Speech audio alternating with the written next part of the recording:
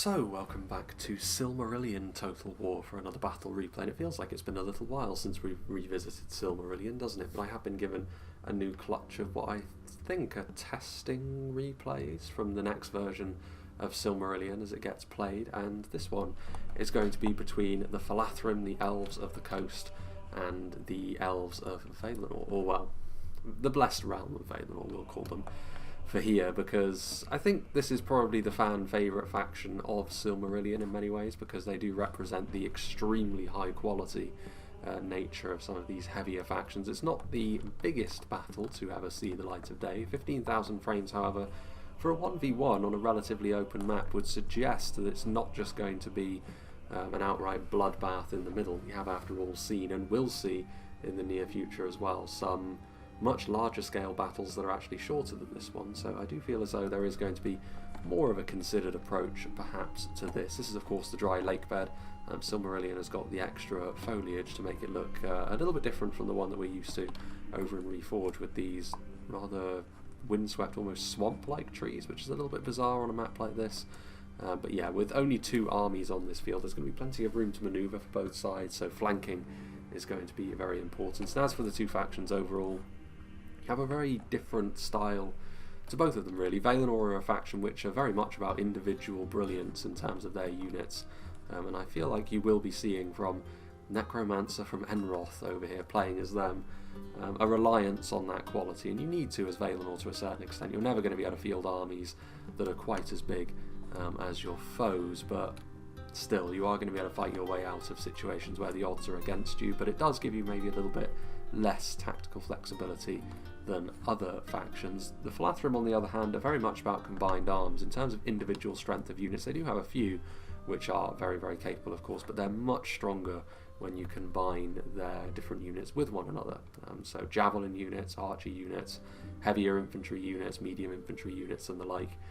If you can use them all in tandem with one another, they can be a very effective force. If you don't, they can find themselves lacking a little bit, especially in comparison to the other elven factions. But we'll go through them first of all, played by Leech over here, so we can see the warriors of Eglarest are on the front line. The medium swordsmen that the Falathrim have access to. They do have some heavier infantry in this class. They also have some lighter infantry that can be utilised as well. But this is a good middle balance, I think. When it comes to facing off against a force like Valinor, you're never going to be able to out-quality them. So I think it does make sense to go for a more numbers-based approach if you're the Falathrim. But you can't go so heavily into numbers that you simply don't have the quality to face them in melee. So splitting the difference, I think, is a good idea here. And you can see that they can also deploy stakes, which for regular melee infantry is something of a rarity, I suppose. And the Falathrim are relatively cavalry resistant with all of their spear hybrids and their ability to deploy stakes and the like. So it's the sort of thing which Valinor, with their more limited cavalry numbers, are going to have to be a little bit careful of. Speaking of which, we have the Spearmen of Brithombar back here, which combine being skirmishing javelins with being a light spear unit as well. This pretty much typifies what the Falathrim have when it comes to their support units. Very much a multifaceted kind of thing. Not exceptional in any one area, but very good at backing up stronger units in various ways, be that with their skirmishing javelins or with their ability to cover their sides and rear with their spears and the anti-cavalry bonus that entails. Then we have the Arain Ephedun, which are the heaviest and most elite unit of infantry that the Falathrim can field, a unit of heavy spears, so maybe a little bit more defence focused than the kind of thing which especially Valinor have access to. I don't quite know how the Falathrim and Valinor came to be in conflict with one another, but they are both on the coast, I suppose, so it's not completely beyond the realms of possibility given how the elves moved in the time, well, in time immemorial, get my words out. But yes, the Arain Ephedun are a very defensive unit, and at the very least they will be able to stand toe to toe and take the damage that Valinor are dishing out, more so than pretty much any of their counterparts on the Falathrim force. But Valinor have got several units which are capable of doing more damage than they are, so they represent the hard centre of the Falathrim army, which acts as maybe a little bit of an insurance policy for them, but it's not the sort of unit which they're going to be able to depend on to win the fight for them in its entirety. More of the Spearmen of Brithombar here, and then over here we also have more Spearmen of Brithombar, so relying upon those skirmishing javelins with the spear presence a little bit more so. another unit of the Warriors of Eglarest on the flank, so the stakes are already set up, so maybe an initially cautious approach from the Falathrim against Valinor, feeling things out and then maybe trying to use their greater numbers to effect later on in the battle. Champions of Eglarest are a unit of medium melee cavalry. Now again, this is the kind of unit which will struggle against the kind of cavalry that Valinor have. They could probably do a number on the Teleri cavalry, but the Teleri will probably try and skirmish them and not engage in melee with them in the first place, so that represents a challenge all of its own. But certainly the heavier cavalry that Valinor have access to, the champions will have to rely on numbers to overwhelm them if they are to be victorious, which is not too dissimilar to how much of the Falathrim army is going to have to operate here, and support would certainly go a long way to helping that as well. Marines of Brythonbar, very similar to the Spears of Brythonbar that we've already seen, albeit they operate as more of an anti-infantry unit in melee, although that's maybe giving them a bit too much credit. They're light infantry in melee rather than light spears, which does mean they're going to be better in melee combat at the very least. But again, javelins not necessarily devastating with their range projectile, but it's the sort of thing which the Valinor elves cannot hope to weather too much of before they end up falling away a little bit more. More Marines of Brythonbar here, several units of them, so certainly the numbers very much apparent here with many units of the Marines and the Spearmen, so yeah, very much a numbers focused approach with more champions on the other side. We have a catapult here as well, manned by Warriors of Eglarest, so an able unit of infantry. If they do need to get into melee later on, it could be the difference between victory and defeat if you compare them to a regular catapult crew of old. But yes, the catapult is also going to be the sort of thing which makes Valinor a bit uncomfortable, I would suggest, because it means they can't effectively sit back. They're going to have to advance into the welcoming arms of the Falathrim unless they have something that can respond to this with, because again, they don't really want to advance into them either, though, because that's where all of these javelins and the positioning of the Falathrim is going to really reap some benefits, but we'll see. Marines of Eglarest are back here as well, so this is a more medium tier unit compared to the Spearmen of Brythonbar that we've seen in front, so they're going to be a little bit more capable when it comes to their melee abilities, but again, they are a spear unit, so more anti-cavalry. They're not wanting for anti-cavalry presence on the field here, the Falathrim, with their melee cavalry and with all of their spear hybrid units.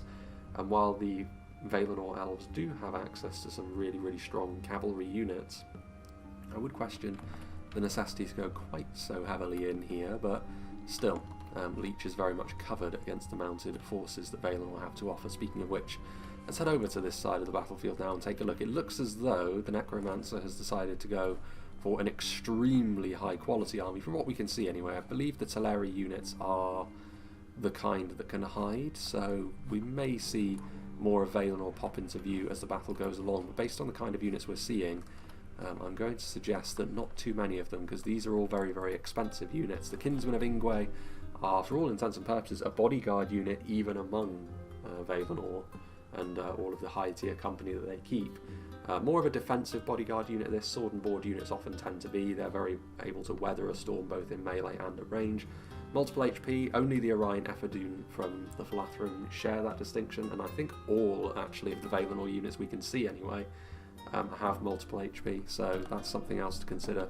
Individually, they're going to be very strong, and if the Javelins are not armour-piercing as well, something like the Kinsmen of Ingwe are going to be able to take an awful lot of damage from them, though I would suggest that manoeuvring around, the amount of numbers that Valinor have makes them pretty susceptible to the Falathrim swamping over them.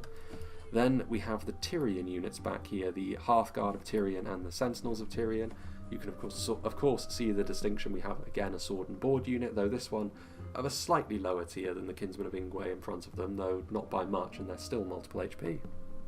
And in behind them as well, slightly, we have the Sentinels of Tyrian, which are of course a two-handed sword unit. Very, very damaging, especially against the lighter Brythonbar units from the Falathrim in melee. They're going to be extremely dominant, though they will need to be given the numbers discrepancy which the Valinor have decided to roll with today.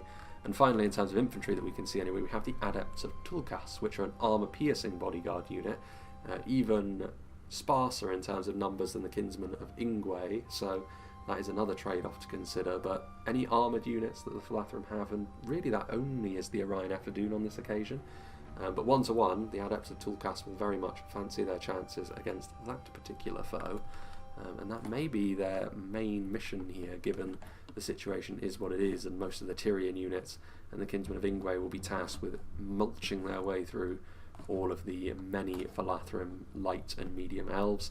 And the Knights of Tyrion, this is what I was talking about. While there is melee cavalry on display from the Falathrim, 1-to-1 the Knights of Tyrion represent, I think, pretty much the pinnacle of melee cavalry in Silmarillion as it stands, with only numbering 30, so they will be outnumbered, but I think, considering the fact there is one unit on both sides, again 2 units of cavalry each, which means Valinor will have the cav advantage, though we did mention that the Falathrim are very much equipped for dealing with cavalry with all their spears, and if they can support their own melee cavalry as well. It will be difficult for Valinor to go on the offence with their own cavalry, but it makes it very difficult by the same token for the Falathrim to go on the attack as well. But I feel like this is very much quality versus quantity, though in a completely elven context. Quality at its most extreme here based on this army. There may be a couple of units of Teleri that pop in as well, though like I said, with how expensive each individual unit we see here is, I would suggest not much, but we will find out now, and I feel as though we're going to open up with some catapult fire here, so without further ado, let's get the show on the road. No archers either, which is worth remarking upon.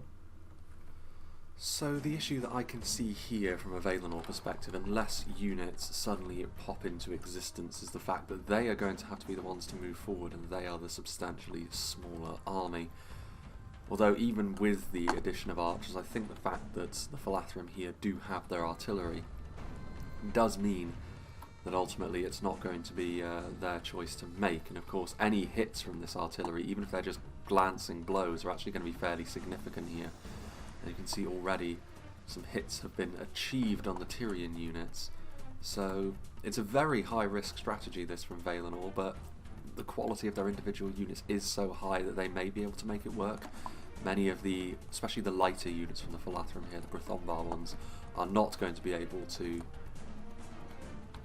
really go toe-to-toe at all with some of the Valinor units. Now, any hits on the Adepts of Tulkas would be the most devastating hit. They are the most expensive of the Valinor units that are on display here, though perhaps the armour piercing is not that much, very, very close. Perhaps the armour piercing isn't quite the boon that it would otherwise be. But let's go down to half speed, at least for the moment. So the javelins are coming in.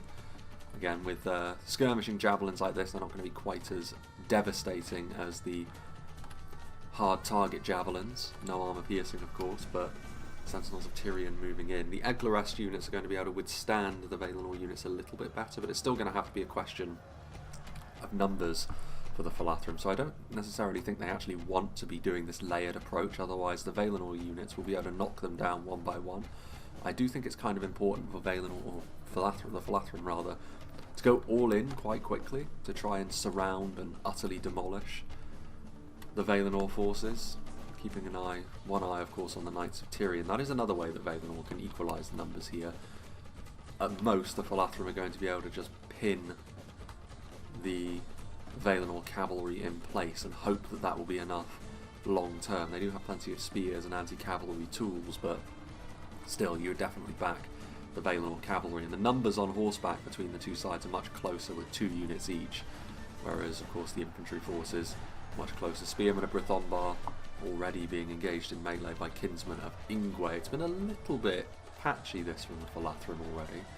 You know what Valinor are going to do with your composition and their composition. They're largely forced into it, so you should be able to plan accordingly for that. But I feel as though Valinor will actually be very pleased with the fact they've managed to get into this melee fight without too many issues. The Orion Ephedun,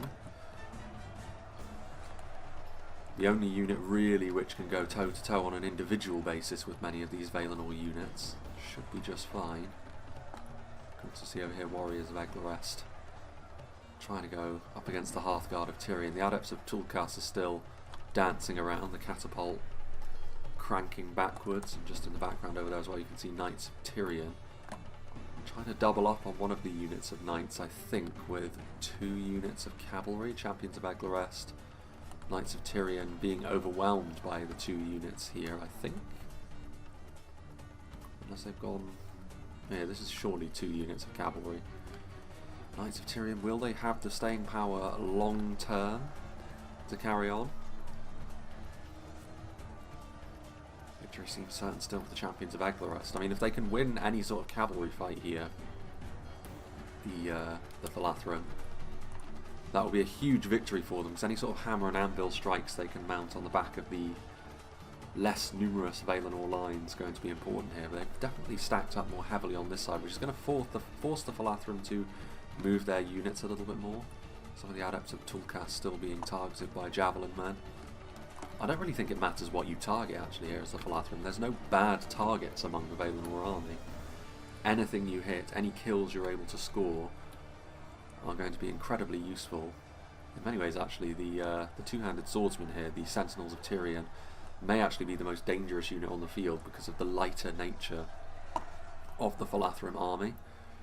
And those two-handed swords are going to be excellent at mowing their way through all of this light infantry. Marines of Brythonbar are going to try clearly and get some damage done to the back line, some kinsmen of Ingwe. I mean, the adepts of Tulkas are on the way across, however, they can get in the way of this large selection of Brythonbar Marines.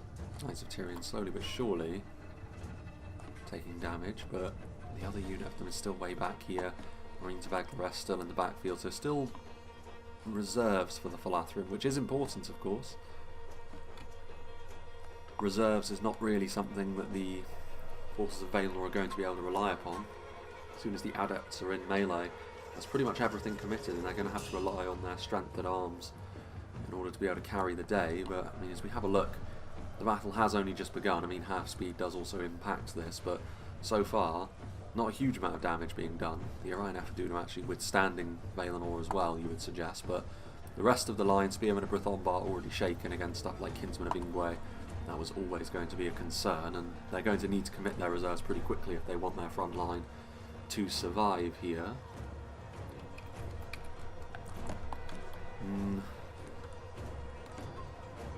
Victory seems certain.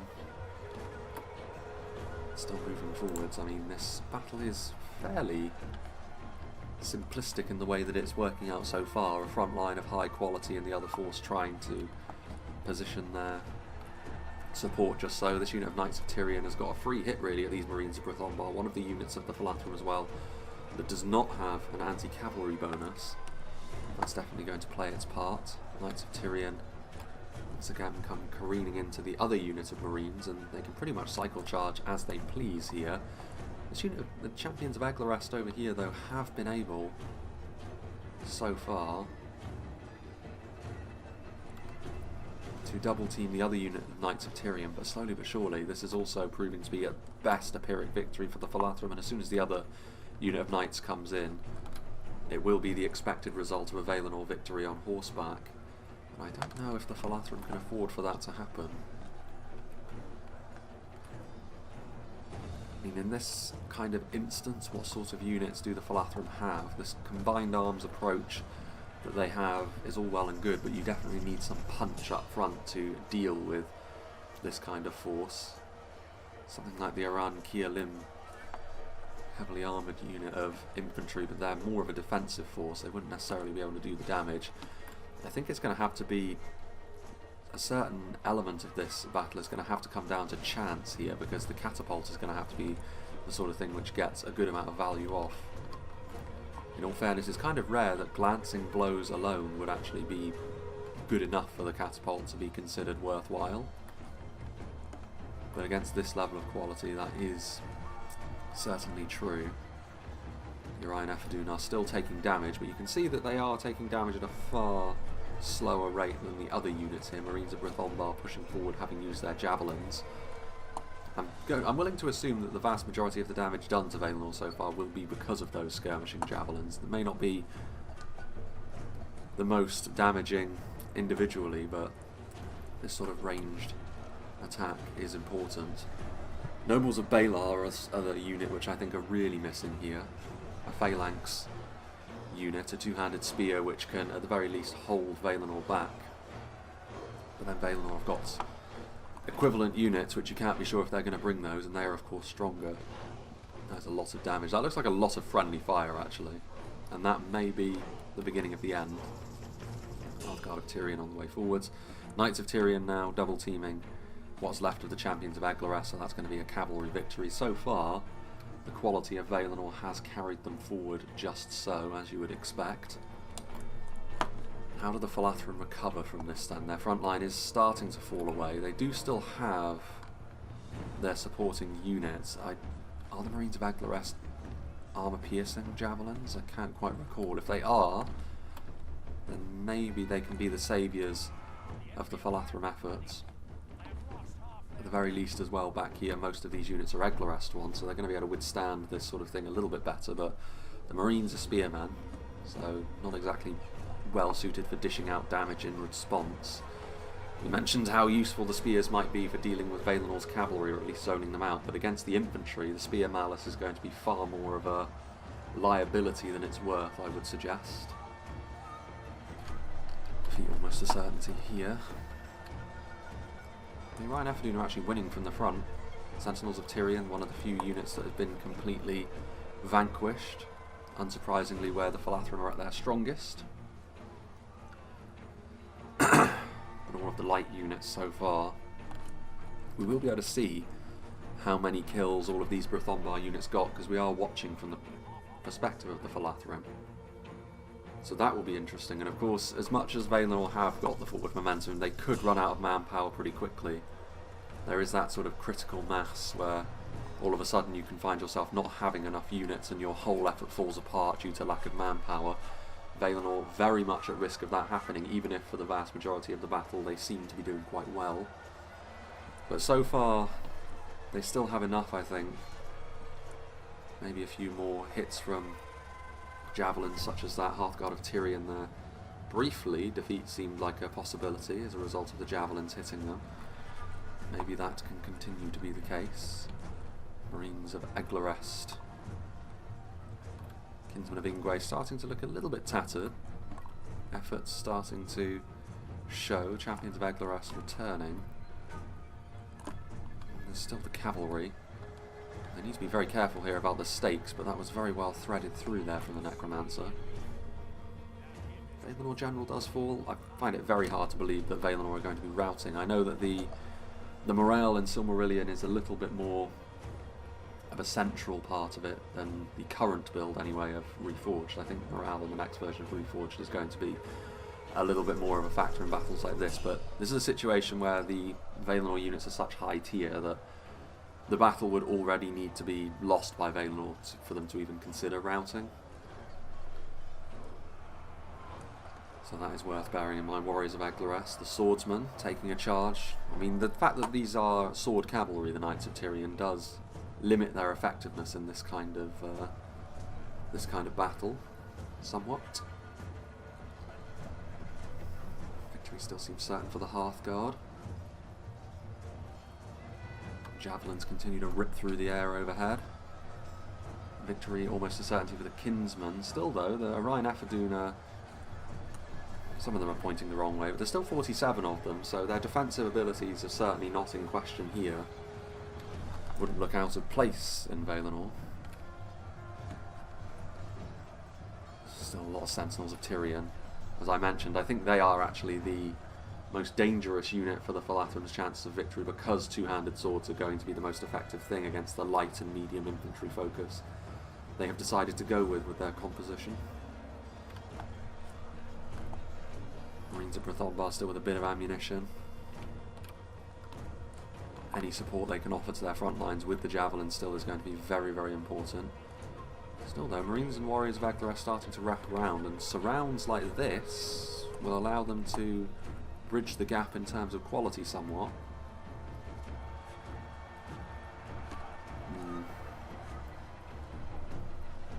Hearthguard of Tyrion.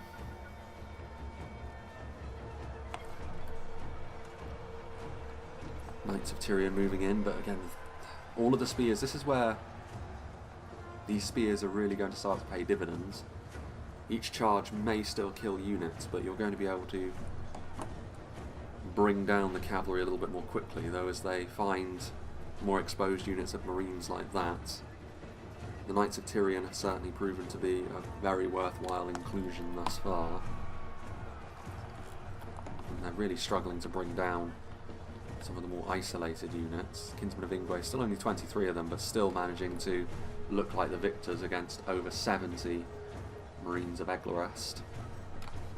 That's been the story of the battle so far, but will it be a late game collapse by Valinor? I don't think so, looking at the way the battles are going. I think without the cavalry support coming in and making it difficult for the Falathrim to manoeuvre their superior numbers as they would like to freely, I think that may be a real difference maker. 32 Kinsmen of Ingwe still. I mean, the Kinsmen of Ingwe are actually the other unit of high-tier bodyguard forces. The Adepts of Tulkas seem to be long gone. They were the ones targeted down by the Falathrim. Individually, the most expensive Valinor unit on the field, armour-piercing focus, of course. To be fair, they would be useful at dealing with the Orion Ephedun and bringing them down quickly, so it's not necessarily the worst unit to go for, though, like I said, any unit the Falathrim try to focus down here would probably be a worthwhile one.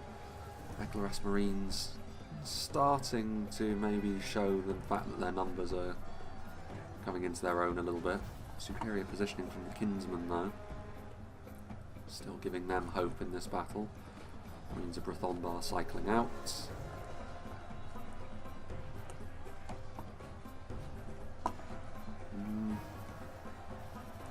Orion Ephedun, while they have been able to withstand Valinor better, there goes the Falathrim General. Will have more of an effect on the Falathrim, I would have thought, than Valinor, but like I said, you're starting to see a little bit of wear and tear on the Spearmen now, although they are actually managing to outlast over here in superior numbers. Maybe this is it. It's starting to look like a little bit of a collapse from Valinor.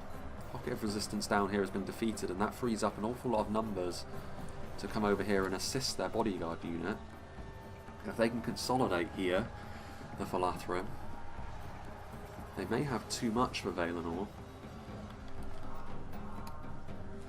And a little bit further back down here, I mean, these Sentinels of Tyrion are still a concern, I would suggest. There's a lot of them, as they're dealing with the catapult crew and what's left of these Brythonbar units, but I don't know if that alone is going to be enough to deal with all of these Falathrim units.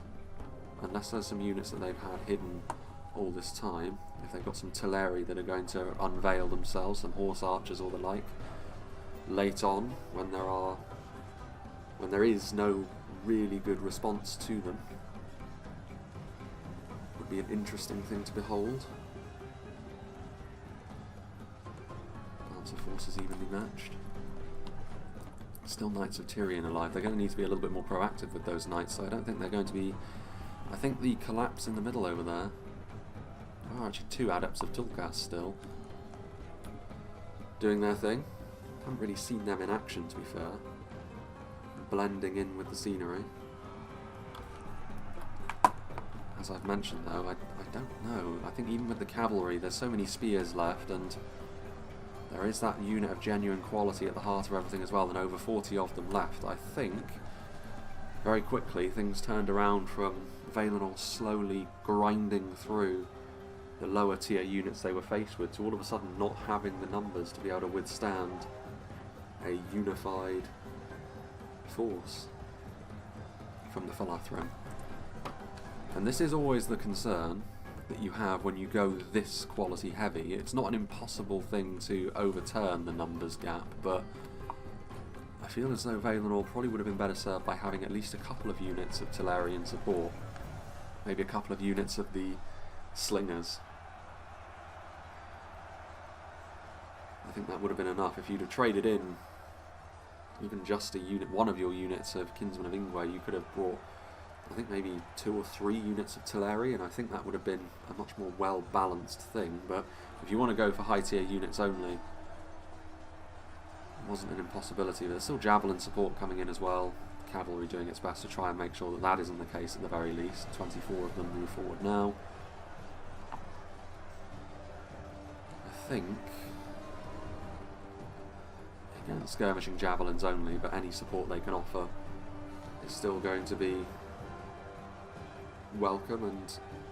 And initially it was probably looking a little bit scary for the Falathrim, as it is going to be against this kind of high-tier opposition, but maybe they have managed to outlast the onslaught. Fair play. Even still, I think maybe the lack of armour piercing across the whole army would have been a little bit of a concern. Catapult crew One Sentinel of Tyrion brought down there. Knights of Tyrion still doing their thing.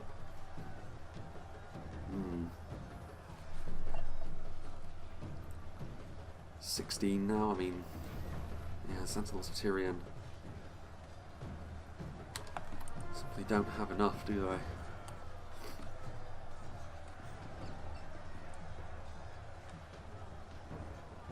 Marines, victory seems certain, and I think this battle has pretty much reached its conclusion unless hidden unit shenanigans spring forth. The cavalry isn't going to be enough. The Falathrim army resembles something of a hedgehog at this point with all of the spears that they have at their disposal. Another charge.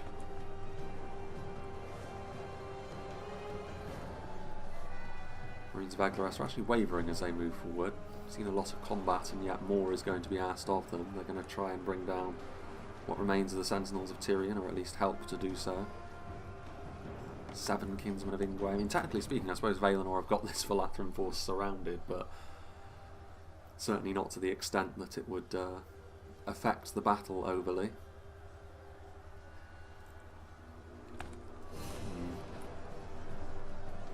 Defeat seems certain. Only a military genius could win this battle. I think it's going to take more than a military genius. It's not a matter of tactics at this point, it's just a matter of pure strength and numbers. Further afield, is there anything else other than the cavalry that's flitting around? Is there anything else? Just having a look, you can see very clearly where the engagements took place. Cavalry charges over there, the cavalry blob engagement off to the side, isolated over there, which ultimately went the way of Valinor, but maybe not quite as clear cut as I thought it might be. The front line fight, and then you can see where it changed orientation, the front line, which ultimately did go the way of the Falathrim in the end. Just running low on fuel. I suppose morale is one thing that maybe Valinor could maybe hope for with a lucky charge. The loss of the general could yet prove to have an impact, but I highly doubt it. I don't think the cavalry has enough impact anymore to be able to do that, and even then there's still the small matter of 40 bodyguard tier spears, which are not going to be quite so easy to rout. Even on their own at this point, the Orion after Dune might be enough to finish off what remains of the Valinor infantry. In fact, I would say it probably is, yeah, 40 of them. Not many Tyrion units, not many Ingwe units. There's like one adept of Tulkas. Armor piercing or no, there's simply not enough of them at this stage.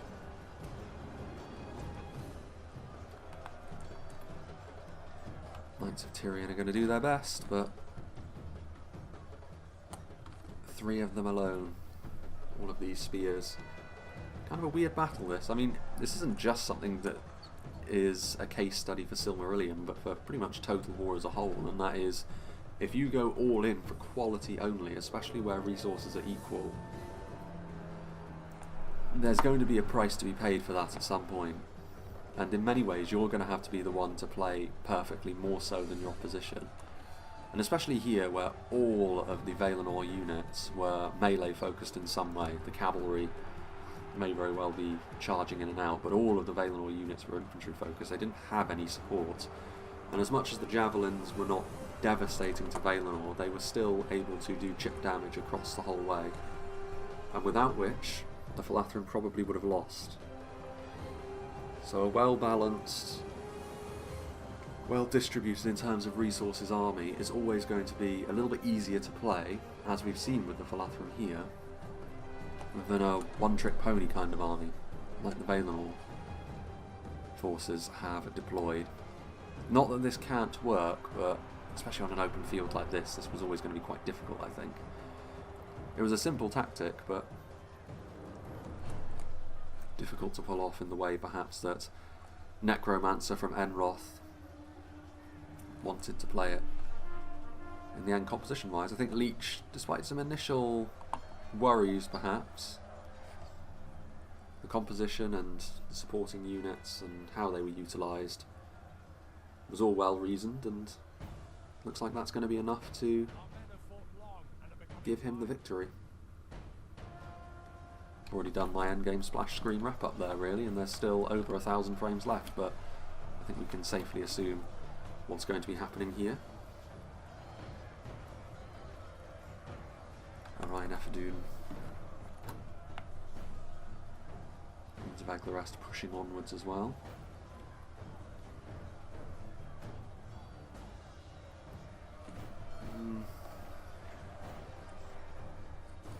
Skirting around the edge of that cluster of units there.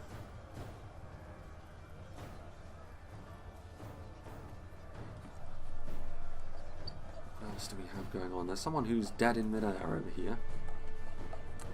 Killed so hard he was frozen in time. One of the Hearthguard of Tyrion. What do they even have left? It's the Kinsmen of Ingwe, 2 units of them, and that 1 unit of cavalry, 1 Sentinel Tyrion.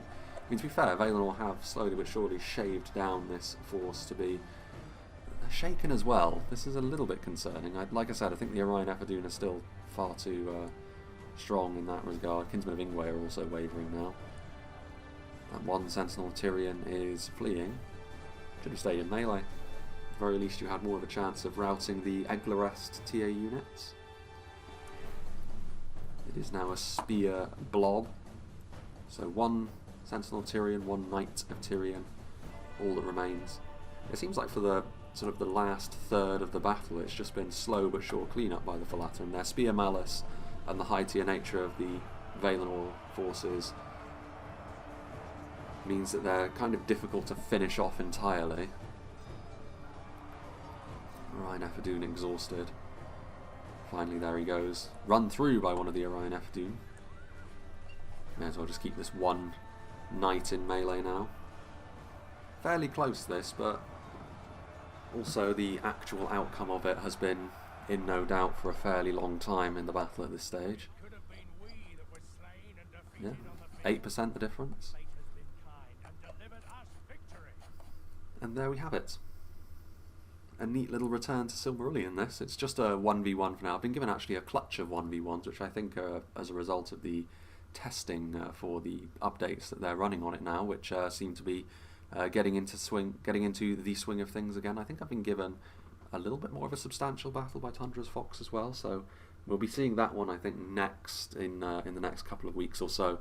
And obviously we've still got those 1v1s, which will probably be scattered throughout the main schedule for a fairly long time at this point. Obviously if I do get a substantial battle from Silmarillion, that will also get pushed to the front of the queue a little bit more so, as it would be with Reforged. But yeah, we'll be seeing Silmarillion make a little bit of a return on the channel now, here and there at the very least. And like I said, if I get anything more substantial from it, that will also get pushed to the front also. But still, neat to see it once again. Leech with the victory. Only 534 kills, but of course a very small army. 2,000 kills roundly from the Necromancer of Enroth, but that's kind of to be expected. Close victory as it was. As for the Falathrim, I mean, I am interested to see what the Javelins did. Again, it's kind of hard to judge because of how small the army actually was. 73 kills on Warriors of Eglarest is really not bad at all. Like I said, everything in the Valinor army was a multiple HP unit. So to get 73 kills on those kind of units is very impressive from the Warriors of Eglarest. The champions did their best, but it was always going to be difficult for them given the situation was what it was. The Orion Effadoon not actually getting that many kills, but they were obviously able to take way more of a beating than everything else in the army, and they were the centre of the force, which ultimately made it a bridge too far for the enemy forces. The general was actually in the catapult crew, which is maybe why he was killed when in melee fairly quickly, but the Javelin's not doing too badly. 57 on one of them. Some of the Marines of Brythonbar, of course, were getting charged by the Knights of Tyrion, so that can't be helped, but the Eglarest units are doing just fine as well. So pretty much as you would expect, kind of hard to judge based on kill counts here because of the massive disparity in the numbers between the two armies. But yeah, support I think was the order of the day here. The Javelins did well. And it goes to show that sort of a well-reasoned, well-balanced army with supporting units is always going to have an advantage over a force which is, like I said, a one-trick pony. Even with the quality that Valinor have, to win with that kind of army, your opponent is going to need to play a little bit poorly, I think, if they have the necessary support in place in their army with their javelins in this case, but archers and crossbows and the like would also do just the same sort of thing. So even with Valinor, I think that the Teleri perform a very key role for them, in the sense that that's where their supporting units are. They've got slingers, they've got light archers, they've got horse archers, that sort of thing. And that's where I think Valinor need to be. I think sacrificing one or even two of the high tier bodyguard units they had here, I don't think there was really any need to go that heavy in for the Kinsmen of Ingwe. They did very, very well, of course, but them or the Hearthguard could have been sacrificed, and you could have had 4 units of Teleri support, a couple of slingers, and then maybe even a couple of horse archers as well, because you were always going to win the mobility game over the Falathrim here, and then the horse archers, especially with no archers from the Falathrim, that would have been, I think, the way to go. The Falathrim maybe would have benefited from the nobles of Balar as well, would have made it an even more comprehensive victory from them, but then they wouldn't have had the numbers, and maybe that's a bit more of a dangerous game to be playing. You can't really argue with the victory anyway here from Leech, so fair play to him. Big thank you to J Monster as well, the lead dev on Silmarillion, for sending me this clutch of replays that we'll be seeing sprinkled throughout the main schedule where we can. And a big thank you to the players as well for capturing this battle and allowing me to show it, and the first foray back into Silmarillion of 2023. But yeah, as we move forward, like I said, more Silmarillion, there's also going to be plenty of custom scenarios and custom maps actually from Reforged, many of which have been sent to me by Tommy the Wise. Big thank you to him ahead of time, because that's going to be what we see throughout the course of the next few weeks, I think, as the primary thing. And then there's also updates, not only for Reforged, but Silmarillion as well, getting some smaller updates here and there as well, which we can keep tabs on. But like I said, the schedule will remain as it is, and there will be a little bit of bleed over when we see updates because of how far in advance I'm recording now. But yeah, big thank you to J Monster, big thank you to Leech and Necromancer from Enroth. Hope you enjoyed this, and hope you'll join me for whatever is next.